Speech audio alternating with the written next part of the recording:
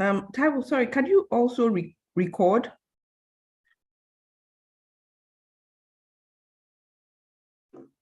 Okay, yes, I'll try doing that. Okay. Yes. Okay, you can let people in. Why is it started streaming now? Hello, everybody. Thank you for joining us. For those on YouTube, if you have any questions, please send it into the YouTube page, and we'll pick it up and try to see if we can address it. We have a strong panel of people here to discuss the effect of social media on mental health. And so if you're watching, please let us know what your questions. If you're watching on YouTube or on Facebook, let's know your questions. If you're on the Zoom link, put it in, and then we'll try to also address some of the questions that we have. We're having this talk in collaboration with our partners, Powerlearn Project PLP. So PLP is has a mandate to train over 1,500 learners in Nigeria, I think over the next 5 years. It might even be more than that, but that's their minimum. So we've partnered with them on this mental health journey of their learners. So if you want to know more about PLP, please join them. If you want to know, follow them on social media. I think it's called PLP_community. Yes, Emmanuel is nodding, so I've got that right. For us at Health Boxes, where we have a mandate to break as many stigmas as we can around mental health, because it's one of the things that we believe, if you're preventing, it doesn't have to escalate into what we currently in Nigeria, for example, understand what mental health to be. So let's we're here at Health Boxes. You can call to speak to our psychologists or psychiatrists, book appointments. So we're essentially a telemedicine service. Yes, so I would let the panelists introduce themselves. We have Dr. Mary. If you please go ahead and introduce yourself, Dr. Mary Jimoh. Okay, I want to say good afternoon, but that shows you where my mind is. Good morning. Dreaming about lunch. So, good morning. Good morning, everyone. What do I say about myself? It's hard to introduce yourself sometimes. But good morning, everyone. I'm happy to be here. I'm happy to be part of this discussion. I've basically worked for an FCMG company in the marketing department. I have a bachelor's and a master's degree in counseling.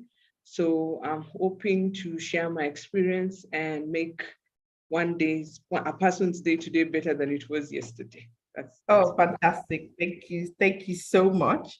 I would move on to, let's do ladies first.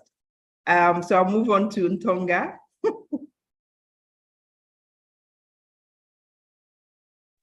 Hi, everyone. Good morning. My name is actually pronounced Ntonga, but you can just call me NT. NT is fine. So little background about me. I wanted to study medicine in school, but I ended up studying human physiology. So I'm a graduate of human physiology, even though I don't practice, right? I work as a marketer. But studying physiology opened me up to the human process and got me really interested in how normal like body functions are. And the talk about mental health is it's something that I find really interesting because I've had friends who went through serious mental health issues. So I am currently a growth marketer. I have about 5 years of experience in marketing, and I basically use human psychology to nudge customers down my marketing funnel. That's pretty much what I do now. Fantastic. Nice to meet you, NT. Emmanuel, you're next. Can you tell us a little bit about yourself? So hi guys, to Dr. Mary. Actually in Kenya it's lunchtime compared to you it's morning. In Kenya it's around 1:05 p.m. So yeah, I'm Emmanuel Sylvester. I link to background. I don't have master's or bachelor's like Dr. Mary, but I'm a student in tech. So I'm really championing for youth to get mental awareness, because currently youth are facing mental issues and they never speak up, mainly because of their inner child traumas, to social media, to many factors. So yeah, so I've been in a dark place once, and ever since I came out of it, it's been a mission. I wanted to help people, other youth my age, so that they can get out of the box they're in right now. So yeah. Oh, thank you so much for sharing that, Emmanuel. And yes, we would definitely like your insight into this topic on social media and the effects of mental health. And last but not least, we've got Damilola. Yes, so over to you, Damilola. Please introduce yourself. Hello, everybody. My name is Damilola Agbola. I studied chemistry in university, but I've never used it for anything. I'm a sound engineer and voice actor, and I also have lived experience with schizophrenia, and I usually try to help people to come out of that people and just try and educate people on the effects of mental health, drug abuse, and all of that. Just try to sensitize people on the awareness of substance abuse. And so, yeah, that's it for me. Oh, fantastic. Thank you so much. Yes, substance abuse is a big one. I think, Dr. Mary, we need to come and have that conversation again on such substance abuse, because yes, you have a bit of a high for a short while, but then the effect as a toxin that you're introducing into your body, a lot of people don't understand how it can affect your mental health. So if we just move quickly into the conversation, yeah. So the first question is directed to you, Dr. Mary. Can you tell us a little bit more from your experience as an expert psychologist, what introduced the topic? So mental health, its effect on social media and its effect on mental health, and what's the general definition of mental health to a person? Okay, so I hope you can all hear me clearly. So basically, I just want to say this at first. There's a difference. There are two items I'm going to tackle first. The first one is there's mental health and there's mental illness. So having mental health issues doesn't mean you have mental illness. That's the first thing people need to recognize, okay? There are two different things. So the World Health Organization defines mental health as a state of being able to cope with the stress of life, number one. And number two, realizing one's abilities to do what they can do and to learn them well and to work well, so that whatever you do is for the benefit of the community you are in, okay? So that's very key. So it's just basically having a state of mind in where you are calm, you're collected, you're able to deal with the ups and downs of life, and you're able to do that in such a way that you're also able to, let me say, not only help yourself, let me put that first, and then also help the community you're in. Now, what is mental illness? I want to differentiate the two of them so that people are not confused about the two. So mental illness is also described by the World Health Organization as being as something that affects your ability to function every day. So if you're not able to perform certain tasks every day due to what you feel, I will not say, because there are different mental health illnesses. So I don't want to just pick up one, there are many. So whatever maybe may be described by a doctor and that affects your condition every day. So that is defined as mental illness. Okay, that's defined as mental illness. Coming to the topic of today. 20 years ago, when some of us were born and others were not born, there was no social media. There was no social media at all. At all. So, social media was the ringtone phone, the tape, and no, even the Discman came after the tape, you know. Yes. Around and playing around. That was me 20 years ago. There was no social and you had people. So even what the technology you had people. Yes. I had people. I had my neighbors, I had my cousins, I have that. Let's now roll back 20 years later, and now there's social media. To make it even more fun is the other day I saw a meme on Instagram, and it said, if you were born before 1998, you're older than Google.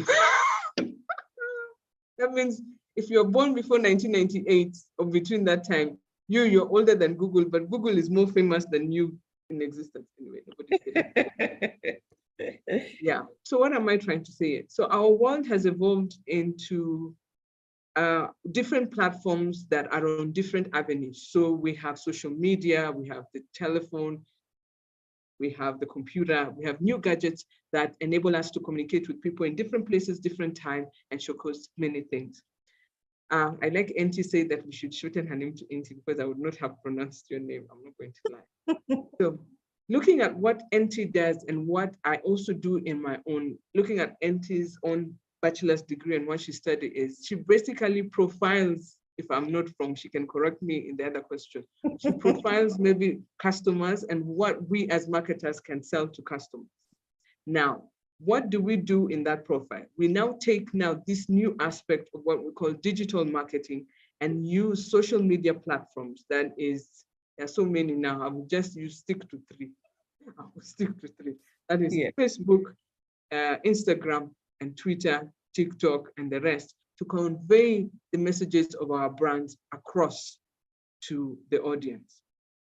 Now, looking aside, apart from that, looking at a marketing perspective, now we're looking at it in a social perspective.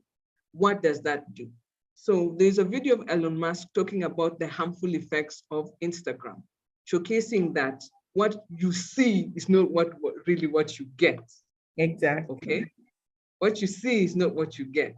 And also in using Instagram as a digital marketing platform, sometimes what you buy on Instagram or on Facebook is not really what you get at the end of the day. So it's still that buy and sell kind of an avenue. But now what comes to the main, how has that platform, as in the sense of how has that platform of social media, TikTok, Instagram, Facebook, how has that affected our lives? So I don't want to say I'm using other people. It's always good to use yourself as an example because it enables people to relate to you in a more humanistic way. So for example, I will use myself for example.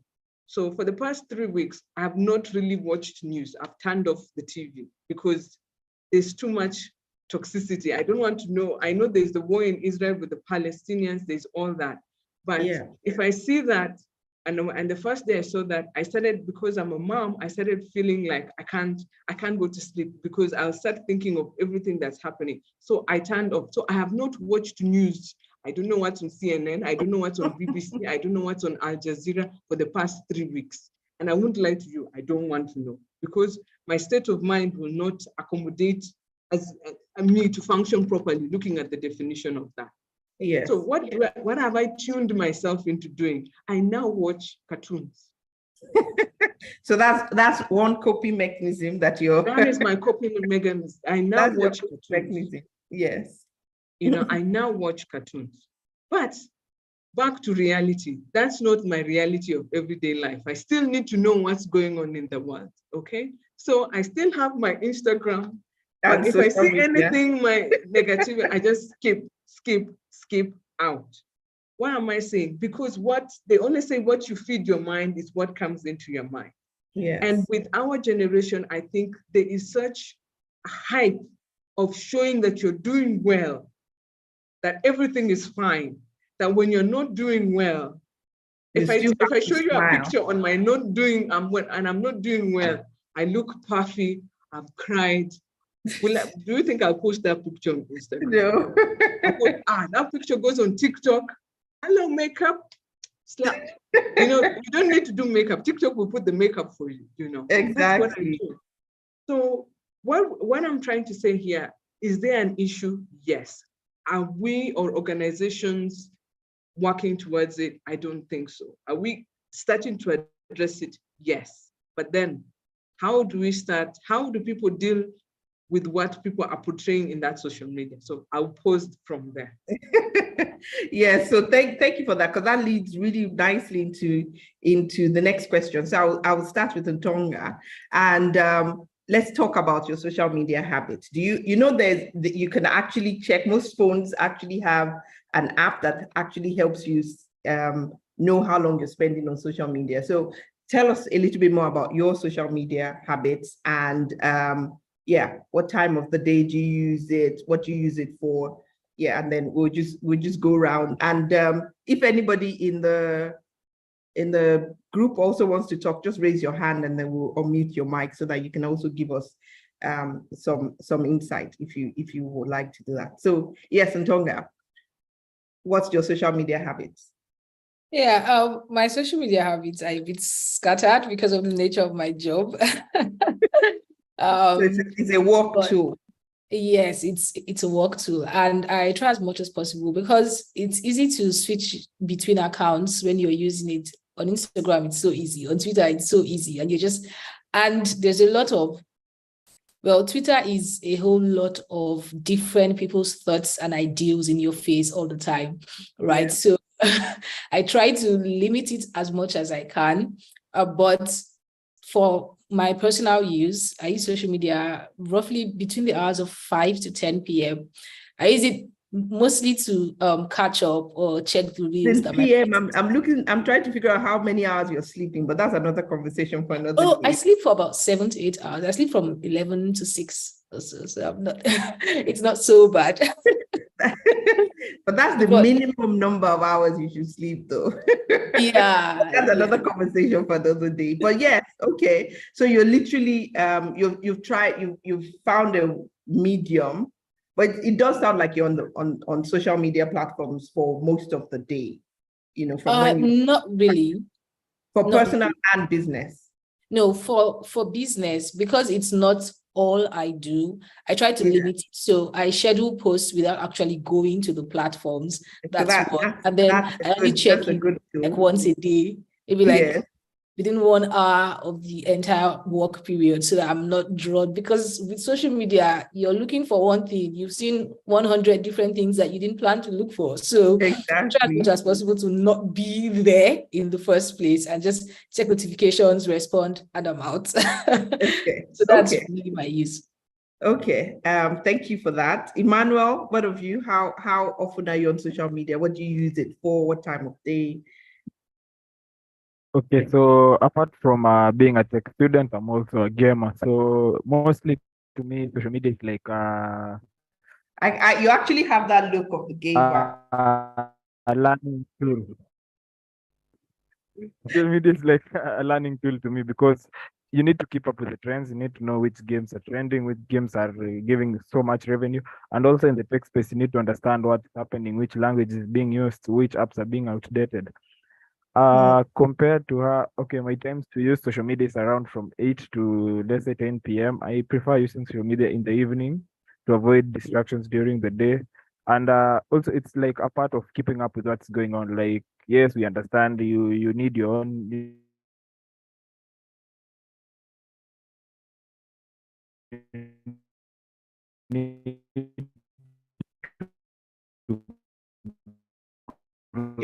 You're breaking up a bit there, Emmanuel. But you need to understand what's the location. I think it's my internet connection. Yes, you're back.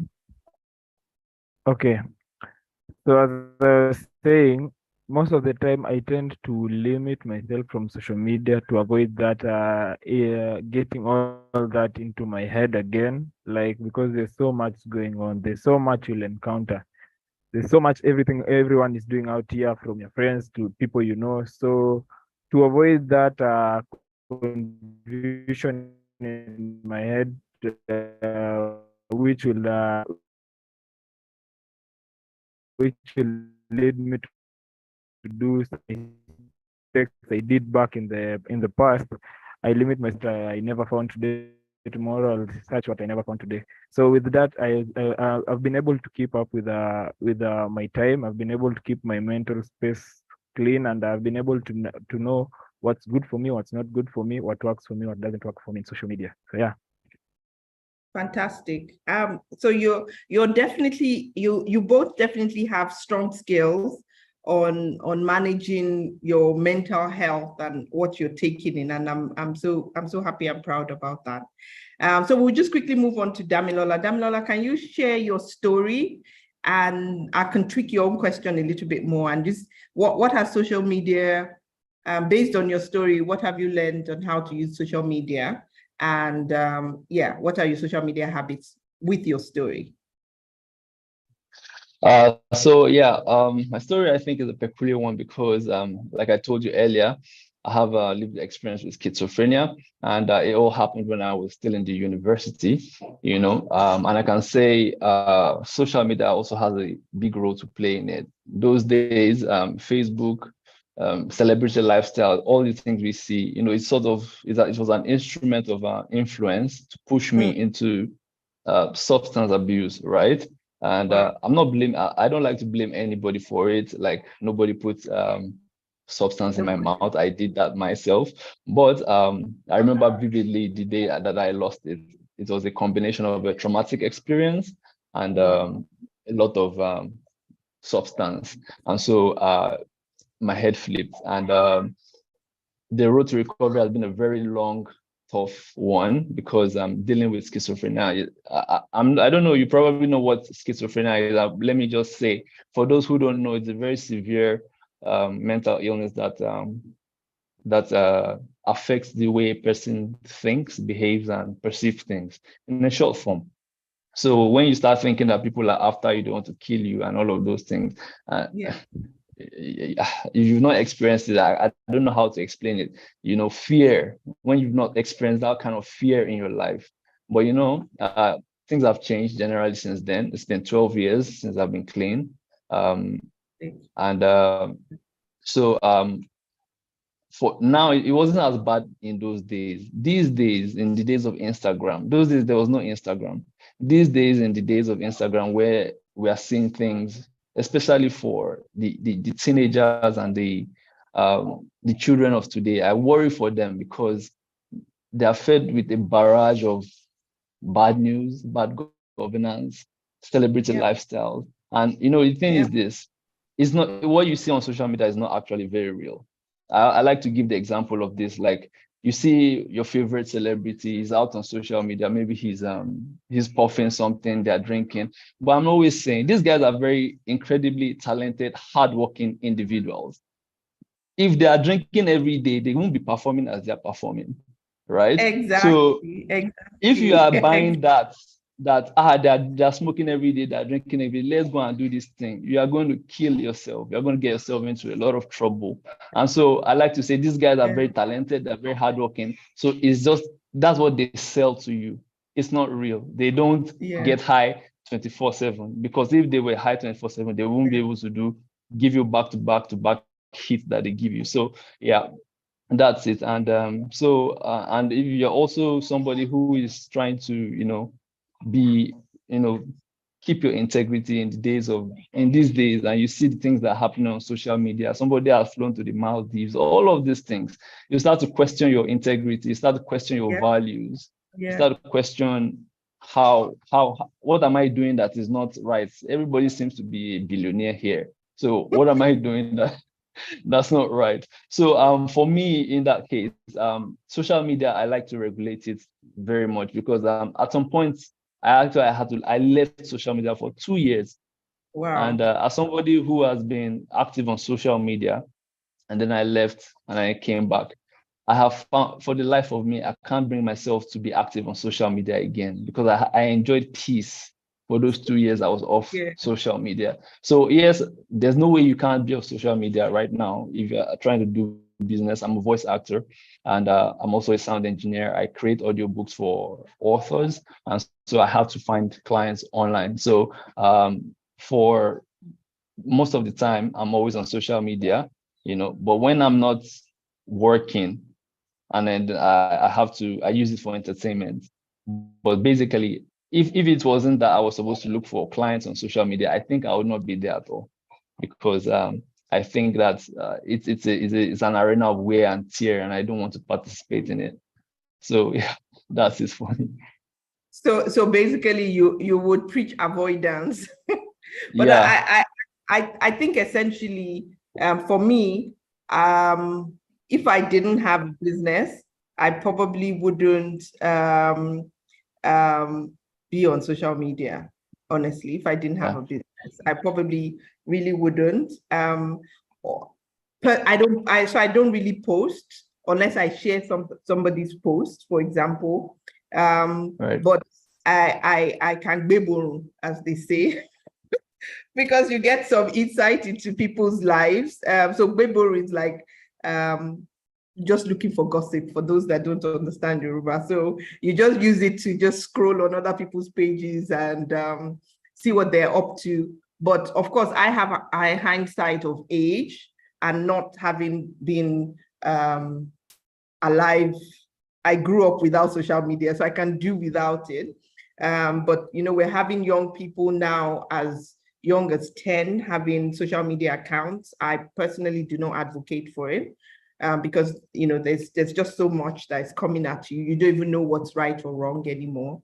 But yes, I do scroll. Maybe I do like an hour maximum snooping. And I do know, I love my friends, they would be like, oh, I found this on the streets of Instagram. So a lot of people are doing their shopping on Instagram, but I snoop. I just snoop generally. And then there's some they're good content on there. So I do follow a lot of, I'm Christian, so I follow a lot of Christian people, so I can get some things that way. And then there are lots of funny people on the internet too, so I can get my laughs that way. But I tend, like Mary, to stay away from anything negative, personally. How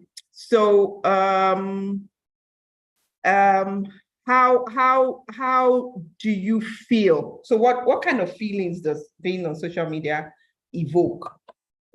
I'll start with Emmanuel. Like, I know you mentioned that social media, you don't use it as much, but you go to it in the evening as same as NT.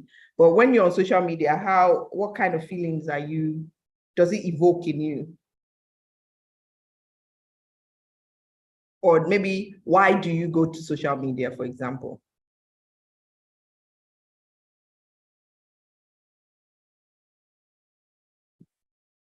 Are you hearing me?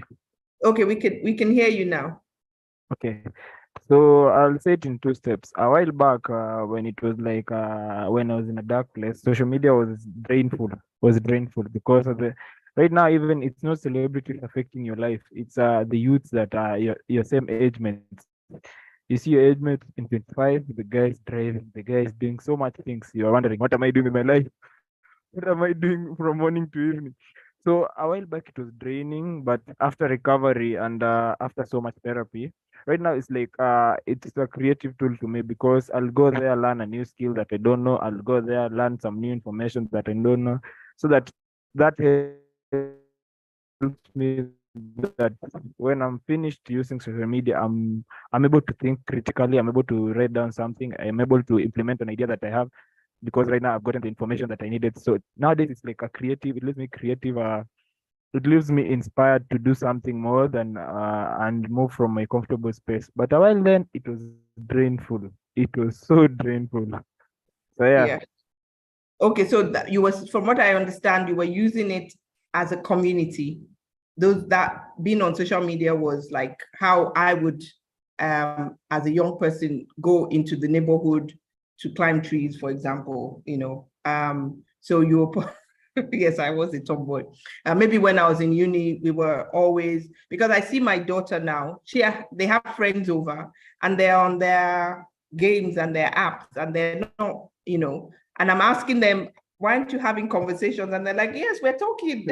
I don't understand that. So am I good to, are you saying that in the past you used to use that to be able to communicate with your tribe? And now you're using it just as a tool to be able to get work? Okay, so social media locks out connectivity, genuine connectivity with people. Social media is all about most of the time, even most of the, if you look at memes people are putting out there, most people tend to find online friends more easier to interact with compared to your physical friend. Maybe I don't want to sit with Damilola, so I go and look for Dr. Mary on social media. Then we become friends. Then we are vibing. So social media brought a vibe in friendship rather than that physical connectivity to understand who is going through what, who is doing what, who is getting better at what, who is getting worse at that. So right now, social media killed friendships and connectivity with people. That's what I can say because I I look at you. Okay, I don't want to say it to sound a bit offensive, but old people have good friendships. Like if you told people they talk for a while, but young people are like, you don't talk to a friend more often face to face. You like talk to them on social media, send memes to them, send reels for them to watch, talk Yes. about a certain event. So it killed the connectivity or physical connectivity between, Yeah. let's say, I'll be meeting with Damilola. When we are back home, everyone is back home. We're talking online so much. We have conversations till late midnight. But in person, we can stay for 2 minutes and get bored with each other. So Yeah. that's what the youth are facing out right now. Yeah. They, they don't have the Yeah. connection. They just have friends online, and the friends online, they tend to take the friends online more that they are better friends compared to the physical friends. Interesting. I mean, that's a scary thought for me because I've only just suspected it. And yes, it hurt me calling me old person, but I need to accept that. I need to start getting into that and understanding that yes, I am getting old. In my head, I'm still 25, but obviously not. Yeah, so I mean that is an interesting take on that. Thank you so much for sharing. I know time where this conversation is getting so interesting, and I have like 10 more questions to run through. So I'm going to just jump and ask Ntonga, how do you think social media has helped or affected your mental health? So positive or negative of social media for you? Okay, for me, it's a mix of both. Similarly to how Emmanuel said, that previously social media was just showing him like the fact that there was no actual human connectivity, the fact that everyone was just always posturing online, right? So when I first joined social media, I was very young. I think I was about 15 or so when I joined social media. And seeing how people were always putting out their best lives, right? It takes a toll on you, especially when it looks like you're not at that point. And then you start thinking, oh, I have to posture as well. I have to do this. I have to do that. And it messes with your mental health. But thankfully, mine wasn't extreme because I had to learn contentment at a young age. So it was How did you learn contentment? Because I think that's uh, part of the problem. yeah, How I'm a give us some Christian, tips on how right? that? Okay, Right. so you So I'm a religion. Christian, and one of Okay. the most popular sayings about contentment in this part of the world was from, I think, Bishop David Oyedepo, where he said, "What God cannot give me, may I never have." So it puts things in perspective such that you know that everything that you have, like, it's for you. And when you take your eyes off what other people have, you're able to be thankful. It helps you deal with discontentment because your focus is not on what other people have that you don't have. Your focus is on what you have. And you're like, oh, I have this, I have this, I have this. God, I'm grateful for this that I have, right? And that helped me that right now, even though I see some things online where, someone is traveling different countries, maybe like 5 countries in 1 year, and I'm like, I haven't even gone to one. And then I remember that where I am right now is not where I was last year. I remember that I'm in a better place. I have actual friends, not just social media friends. I have real life friends that I can call, that if there's trouble, I have people to call. It's not who can I reach online, it's that I have these people's phone numbers and they can show up in my house. So it's like I have an actual community that keeps me rooted, keeps me grounded. So when I go through like social media now, I curate the content I see. I follow my pastors. I have some pastors who are like influencers who post content to basically help people in ministry, in family, in career. So I follow people like that. I take advice from people like that. Even on Twitter, which is usually quite toxic, which is why I spend less time on Twitter now. But even on Twitter, I follow people who, like, just like Dr. Mary said, right, there's a lot of negativity, and you have to be able to curate a feed such that what you're seeing are things that would influence you positively, not things that will make you feel bad or feel like you've not arrived.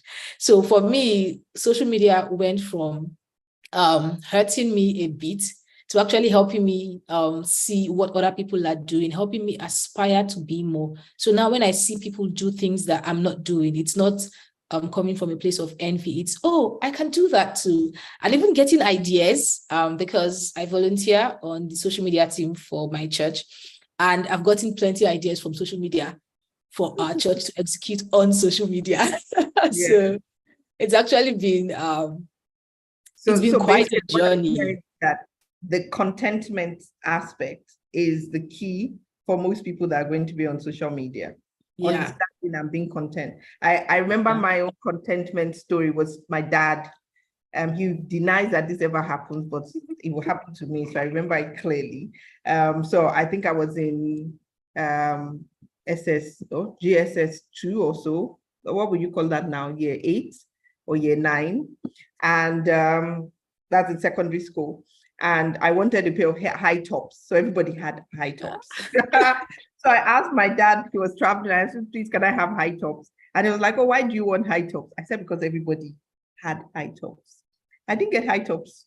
My sisters, my younger sisters got high tops, and I didn't get high tops. And he let me understand that you do not compare yourself to other people. That was it lasted, it was so ingrained.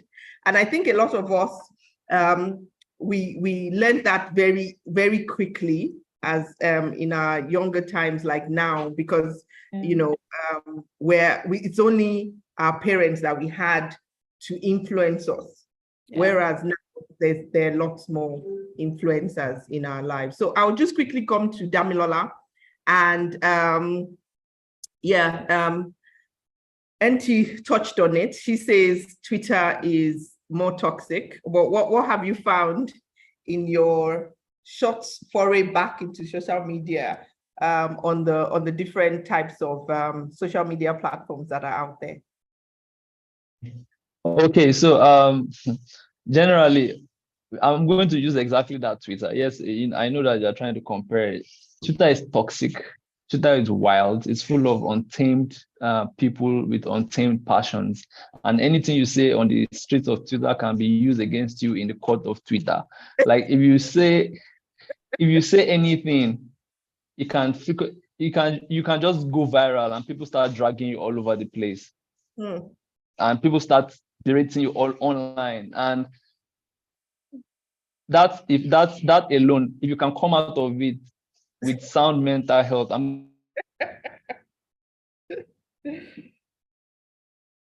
going to give you a lot of props, because from this stuff happens to be where people are being dragged online and how hard or how bad the situation was. And that is just to show you the level at which social media should not be trifled with. Like, don't go there. And because it's just a comment, is a commenting thing. Like people comment, just okay, if I say it, will you come and catch me? I'm in my house, you can't catch me. I will say this. So there's no caution, and people sort of just say what they want to say without being accountable for it. And I feel that if many people do that, I've even heard of people who go as far as just opening social media accounts so that they can just drag celebrities all over the place. Are those I've heard stuff trolls like that. Are those the trolls? Those are the trolls. Yeah, so I'm showing my age now. Pardon? I said that they just troll you. They troll you and they, yes, the trolls. Yeah. Okay. Right. So yeah, I feel like it's so much wear and tear, and it's very toxic to be on say Twitter, for example. And there's this thing that Elon Musk is doing right now where he gives money for impressions that you have or on Twitter. So if you're on Twitter and you have a lot of people visiting your page, and you get paid for it. So now more than ever, people are constantly saying anything, just saying anything at all, just to get money from Twitter. And that includes verbal abuse and just, dragging people unnecessarily and just, hating each other on social media. And so, yeah, it's very toxic. So for me, I'm a spectator on social media now. I don't talk. I just go, I see something that interests me. I look at it. I read all the people's comments. I see how I use it to learn how people think, basically. And man, sometimes it can be scary. Like, how can you come up with such things? And so I don't know. For me, I'm just there to. I don't talk. I don't talk on social media. I don't comment. I don't do anything. I hardly post. So that's my own way. Yes, that's my own way of protecting myself, right? So that I don't get anybody in my space for whatever reason, and because I'm not in anybody's space, my social media is quite empty, not so much. I have a Twitter account. It's not very active, but I am on there. I use it to get information. For instance, there's some information they will not show you on the news that you will find on Twitter. So it's not like it's all bad. There's relevant information you can quickly find on Twitter that you won't find on the news, right? So, but definitely, social media can be very, very wild if you don't know what you're doing there, and it can affect you. So yeah, that's what I think about it. Yeah, there's a conversation going on in the chat room that everybody's agreeing with you on the trolling. Somebody's saying that they can go as much as insulting God and elders just for engagement. The troll influencers just so that they can be famous. Insults on Twitter. It all becomes a bit crazy, but yes, I personally also I waka pass, I read the comments sometimes, and I do not comment. Sometimes I don't even like or don't like, or I just like, I'm a ghost, Right. I just move past. So I'll come back to, I know Emmanuel has already touched on how social media helps or hurts people. So we'll just go on to Dr. Mary. Based on everything that everybody has said now, what would you say about social media and personality? And also, what sort of signs should people be looking out for to know when your mental health is beginning to suffer? Okay, good one. Everybody's examples and experiences are relevant, and that's the aspect of using yourself as an example. You should not distance yourself, because at the end of the day, the more you distance yourself, the more it doesn't seem real. It doesn't seem real. So looking at myself as an example, let me just give myself an example, then come back to maybe what we can look at in terms of the signs and how maybe to improve our own mental health. When I first gave birth to my son, I had this misconception of I had to be like, let me not say Kim Kardashian, because I don't even follow them, that I had to be super mom. Let me say that, super mom. I had to be super mom. And even my in-laws don't know this except my mom, and my sisters. I wanted to be super mom. So I was working, I had a baby. I'm like, okay, I can do this. I was super mom. In the process of being super mom, I almost killed myself twice. I once electrocuted myself because I was doing the laundry and I forgot to put the draining pipe of the washing machine in the drainage. So it almost flooded the house and the socket was right there. Wow. 1. 2, I was doing my office work on the computer and I was disinfecting my baby's bottles and I forgot about them and they all got burned. Brand new bottles. Wow. And I burned 5 brand new bottles. just because I want to be Superman. I can't be. Kim Kardashian can afford to have 10 maids and look all glamorous. I can't. I can't. That's not me. That's not. I can't afford it. Number one. Number two, that's not my lifestyle. Yeah. I don't have that. I was not even brought up like that. So that's their lifestyle. I had to come back to the reality. I'm me. I haven't worn heels in I don't know how long. I now wear sneakers. If I wear a heel, I feel like, oh my God. Like, I'm like, how do those princess and prince walk in all those heels and still look pregnant like that? I can't do that, you know, and they advise you not to do that. So what am I saying is, as Damilola said, people are living a lifestyle that's not really there. They're showcasing new things that they don't really do. Somebody cannot be drinking whiskey and all that and making hit songs that are number one from January to December. There's no way, because half the time you'll be intoxicated. So it's just a lifestyle.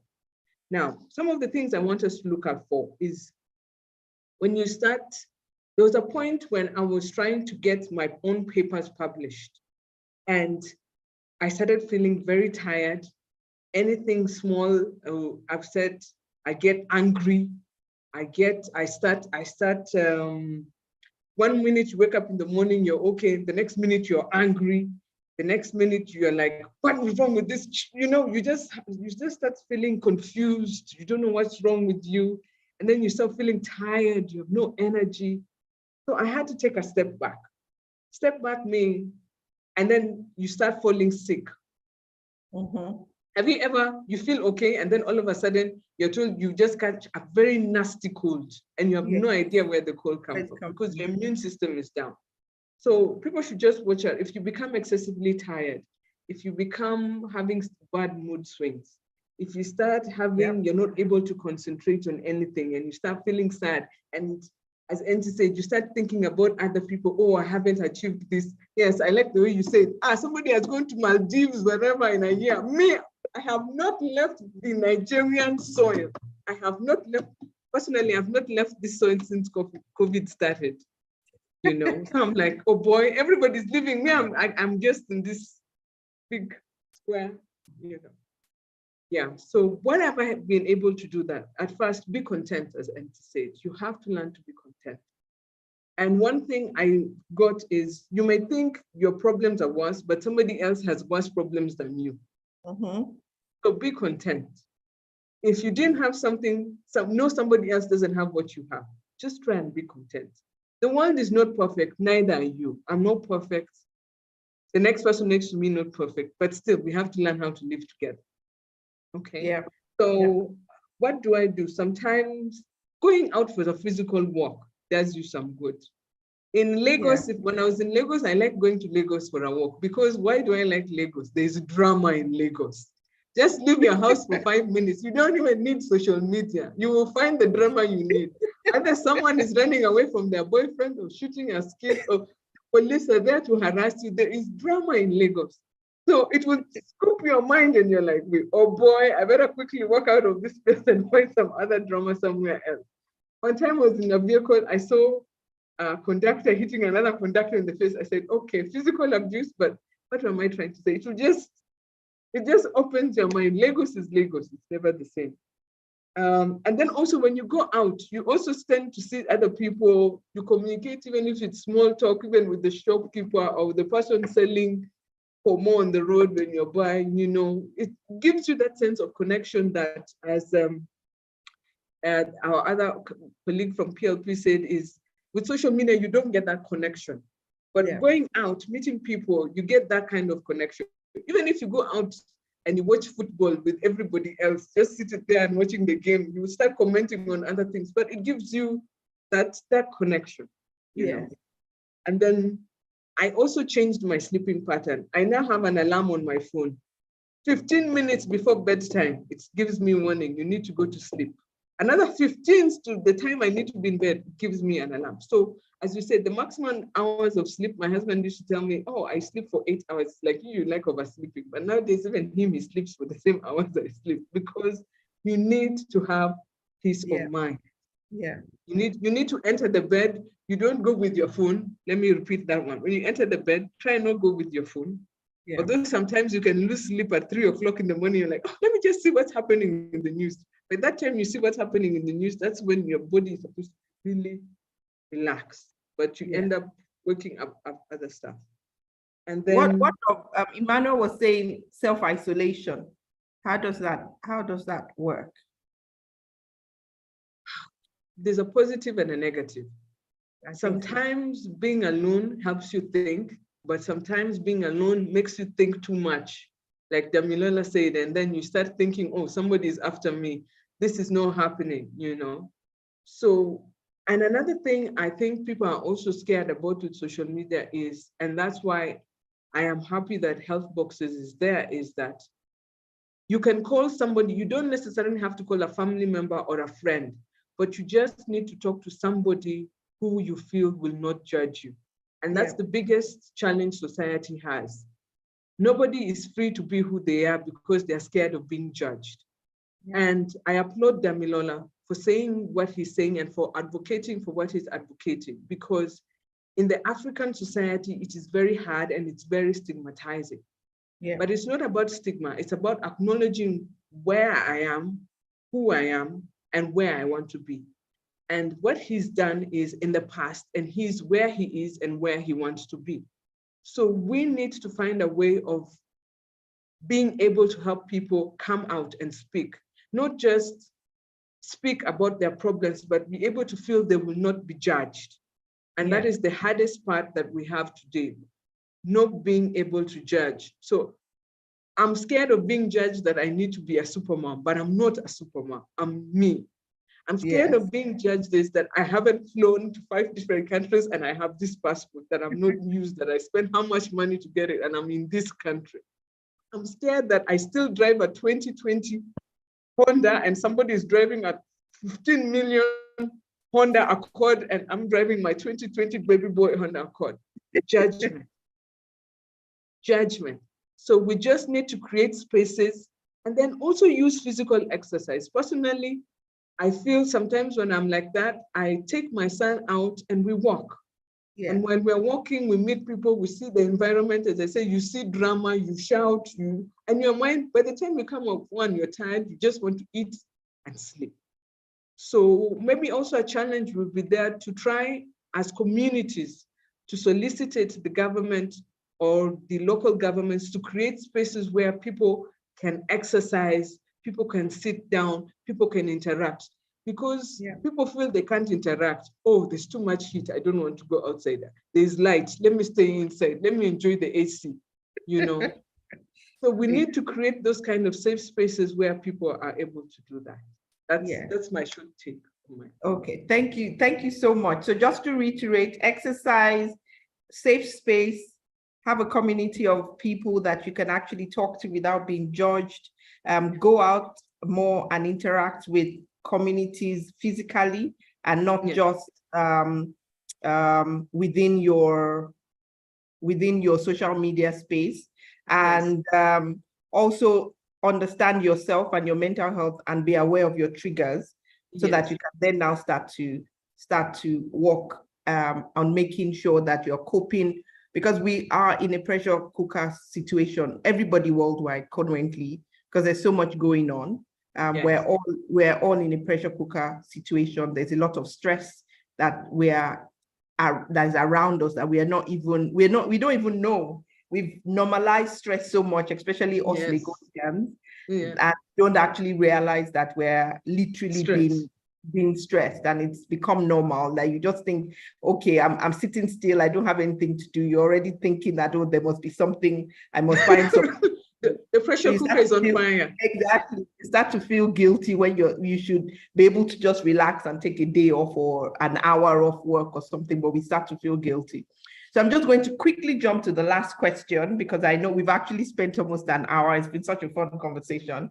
And I'll just ask our panelists, our people here, and we'll start with Emmanuel at this time, and just say, if you had a superpower, tell us what it would be, and how would you use it to improve mental health within the community?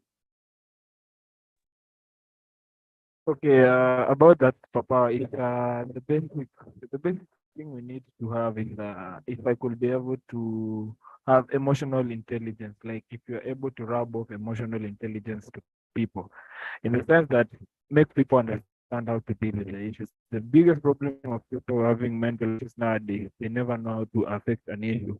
As Dr. Mary said, mental health is all about how you cope up with something that, how you cope up with the stress of life, but yet your life is going on smoothly. So having emotional intelligence that you can give out to, let's say Damilola is facing something, you don't need to be there for Damilola so that you can be alright. Just if you are able to sense that if he's facing something, you're able to rub it off to him so that all his trifles he can think about all his trifles and get better about it. Because at the end of the day, that emotional intelligence, there's nothing like mental health because you need to know how to respond to comments exactly. Will you respond angrily or happily? Will you Yes. respond to critiques well? It's all about emotional intelligence first. So emotional intelligence, that's my superpower. I love that. I actually love that because you know when we came up with the question, I've been racking my brain. I can't think of a superpower, but I think I'm going to adopt emotional intelligence, have a cloak of emotional intelligence, shoot it out to people that are being inappropriate when it comes to mental health or stressing other people out. I think that would be so cool. NT, what would your superpower be? I'm not sure how to phrase it like a superpower, but it's just going to be around encouraging supportive environments, right? Basically, creating environments where people can feel safe and feel supported when discussing mental health. Basically, to encourage empathy, right? Open conversations, active listening, ensuring that every community has sort of like a close-knit support group that is tailored particularly to mental health. Basically, destigmatizing everything so that you know that if you're dealing with something related to your mental health, no one is going to look at you like you're an alien. It will be like, oh, you too, welcome. We talk about it here and we sort it out, right? Basically, just having a community like that. So that could be like a storm. I think storm is the one that creates like a whirlwind with the Americans. So she would just come and do like a whirlwind and then and then there'll be a safe space. And then you can see all the negative people just be thrown out. Sorry, imagination is running wild now. Okay, so Damilola, what would your superpower be? Okay, so if I was to have a superpower, it's not something big. It's I would like to have the ability to relieve the stress of people, because stress is is like one of the most important factors that affects mental health. When you start getting extremely stressed, it can truly affect your mental health, and it happens with even if you're already having a mental health challenge. It's one of the very big triggers. Stress is a very big trigger. And so if I had the ability, I'll be able to relieve stress of people, then that means it will help them to, achieve better mental health, basically. Yeah, that's it. Fantastic. So what, would that be like a gun? Sorry, I'm taking. It will not be like a stress gun. Just look at them in the eye and say, get off. Yes, that would be a good superpower, actually. So they won't even know you're distressing them. They will just be like, okay. Yes, fantastic. Thank you. And last, I know, sorry, that Taiwo said something about having experienced counselors in universities, so that the young people can have experienced people to talk to. Yeah, I think that would actually be a good one, I think. Yeah, I think that would be a good one. Emmanuel is saying, to cast the stress demons away with your distress. Okay. I don't know if it works in Nigeria, but in Kenya, I think the whole concept of having counselors can't work in Kenya. I'll say it this way. People feel we're sharing the problems, but people tend to relate better if you had a problem and I once had a problem, and we sit down, now we have recovered from the problem. You see, if Damilola now as the way he recovered from everything he's been through. If he goes to advise some youth somewhere, youths tend to feel like this guy is like being a bigger issue. But if Damilola sits with people who have recovered from him, they tend to make so much understanding of each other. So counselors, it's a 50-50 because I tend to say in Kenya, you walk through the streets, like you never understand who's going through what until you talk about something. Then someone is like, oh, by the way, you go through that. And after that, people have made friendships because for it, like from the basic one in Kenya is also almost daddy issues. People have daddy issues out here in Kenya.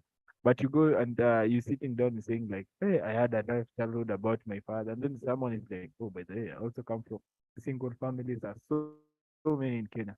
So people are talking about, oh, my mom is doing this, my mom is doing that. We are from a single family. People are like, oh, also me, I've never seen my dad from all that. That's how Tonga said it. Contentment, you tend to understand that not everyone is living the fun life we see in social media. Not everyone is having that. Not everyone is coming home to the fact that you know your dad is gonna be there or your parents gonna be there, either caused by death or other life trifles. But you tend to understand, yes, this one is facing the problem, but at least look at what he or she is doing. He's trying to make him or herself better in life. So it kind of gives you the propulsion to know that, okay, yes, that is that. My mom is not there, my dad is not there. But at the end of the day, whose life is it I'm living? Whose goals am I having? Is it theirs or mine? Who at the end of the day will my children or the community look around? It's me. Whatever happened in the past happened in the past. I was not in their story. I cannot change their story. But what I can do right now is better myself. So yeah. Yeah. I'll just interrupt a bit and say, Emmanuel, the irony of life is I'm actually Kenyan. You know that. You know that. You're Kenyan. You're Kenyan. Yeah? I'm Kenyan. I'm Kenyan. I've just lived in Nigeria long enough to understand the Nigerian way of life. But I want to say something else that I've noticed on the social media trend in Kenya that I think is also, and which I feel they have copied from Nigeria, is that, and I see the Kenyan celebrities, when I see Vera Sidika and everyone, I feel like they're trying to create drama that there's no need for drama so that they can create hype for me. And I don't even know the Kenyan celebrities, let alone the Nigerian celebrities at the moment. But I just feel that there's a trend where they're trying, even the young people feel now they need to create drama so that they can be famous, you know. They need to create drama in their lives so that they are famous, just to get followers. Because it's a funny thing, because when it was just Facebook, we didn't really have drama on Facebook when Facebook started. It was a proper social media, it was a proper community. You find your friends. Yes, the other ones are a little bit more. Everybody showcasing the new car they bought, where they went for holiday, you know, and then it just creates this, I don't know, because now, like, I like the way Emmanuel said, doesn't mean having counselors. So at that time, it was like, oh, I needed to be a university counselor. I wanted to be a university counselor. But even being a university counselor, the counselor can even get more problems than the students themselves, if you get what I mean. They would need Damilola's stress gun, you know, to take that away, because they would be carrying so many burdens of so many people, you know. But all in all, I think generally in Nigeria, the stigma attached to mental health is really, what's the word? Yeah. Profound. It's really bad. It's like ingrained, you know, and as long as we just keep trying, I'm sure we'll be able to make sure that less people or more people understand, you know, about the stigma and break it a bit more. So Dr. Mary, what's your superpower as we round up? Superpower. I'm trying to think. I just wanted to say, maybe let me have the superpower to make people smile. Let me say the superpower to make people smile. Because, okay, let me change it. Let me say, let me be like, I don't know if it's a superpower. Let me say, I'd like to be like Tom and Jerry. I may not talk, I may not say a word, but through my actions, you smile. Okay, so That you'll I be think- like your superpower will be smiling, because there's that Yes. scientific study that if you smile at somebody, they're more inclined to smile back at you. Yes. So Exactly. and that So- already relieves. Okay, so that's your superpower to be. That, to I be think smiling. that's my superpower. I'll take that one to myself. Fantastic. So on that note, I think we would round up. Thank you so much for joining us. We are very grateful for your stories. We're very grateful for you telling us a little bit more about how social media has affected your mental health. And we will share the link to the YouTube page so that you can share with anybody that needs to listen and needs to be engaged.